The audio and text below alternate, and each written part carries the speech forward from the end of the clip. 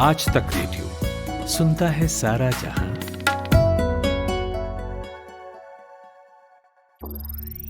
ज्ञान ध्यान।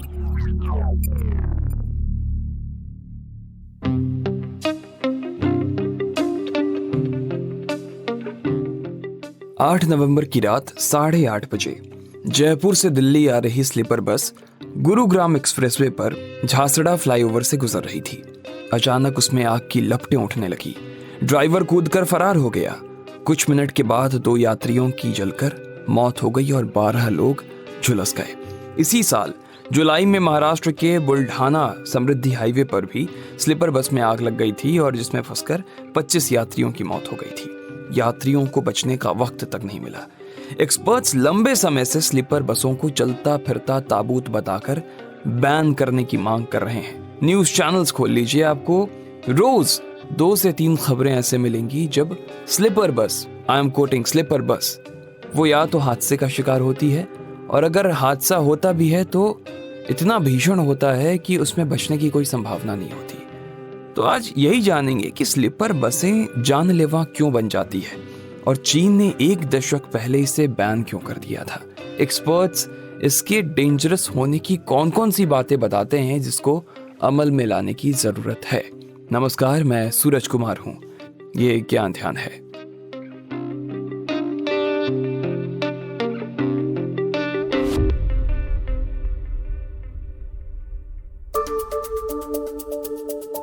दोस्त देखो, स्लीपर बसों में ना ज्यादा हादसा होने और उनके जानलेवा बन जाने की 2 बड़ी वजह हैं।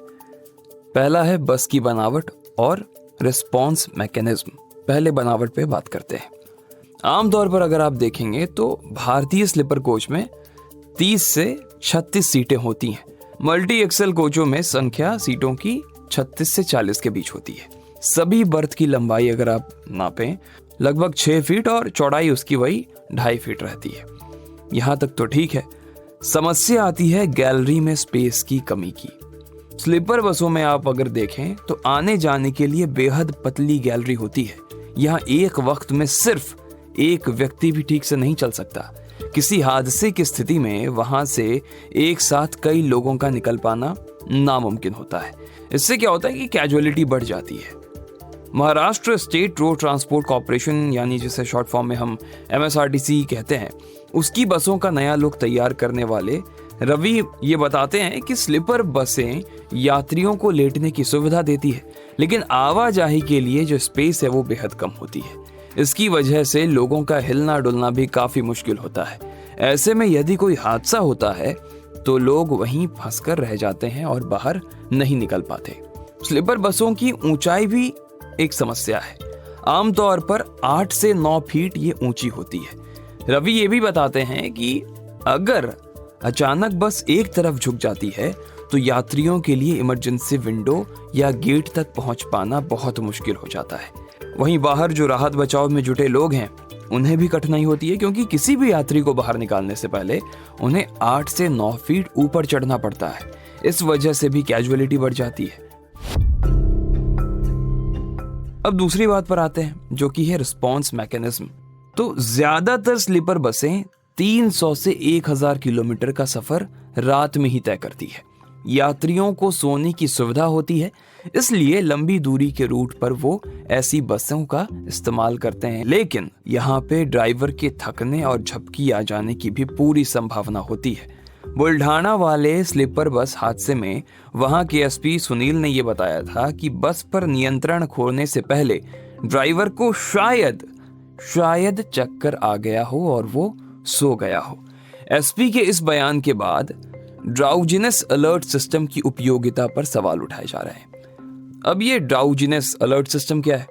तो ये एक ऐसा सिस्टम है जब ड्राइवर को जब झपकी आती है, नींद आ जाती है, तो उसे अलर्ट कर देता है। कहा जा रहा है कि अगर बस में ड्राउजीनेस अलर्ट सिस्टम लगा होता तो बस ड्राइवर को नींद आने के समय अलर्ट करके जगाया जा सकता था और फिर हादसा नहीं होता। एक्सपर्ट्स कहते हैं कि सो रहे ड्राइवरों को सचेत करने के लिए यह सिस्टम स्टीयरिंग में विभिन्न हिस्सों में लगे सेंसर और डैशबोर्ड पर कैमरे का उपयोग करता है। चालक मान ले कि नींद में चला गया, लेकिन उसके आने का पता स्टीयरिंग पैटर्न, लेन में वाहन की स्थिति और चालक की आंखों और चेहरों और पैर की गति की निगरानी से लगाया जा सकता है।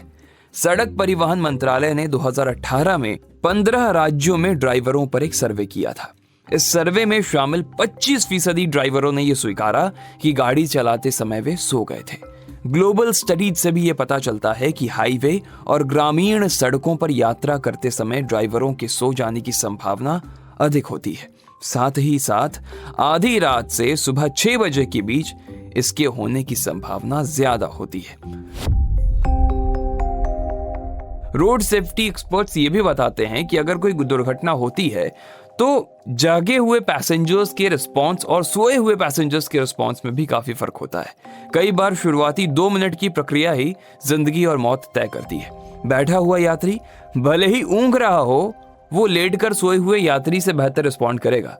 अगर कोई ऊपर की बर्थ पर सो रहा हो तो उसकी बचकर निकलने की संभावना और कम हो जाती है।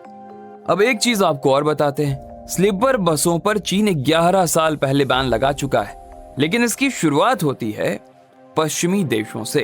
तो पश्चिमी देशों में जो स्लीपर बस थे उन्हें ज्यादा ऐसे एंटरटेनर ग्रुप इस्तेमाल करते थे जिन्हें अलग अलग शहरों में लगातार परफॉर्मेंस देनी होती थी।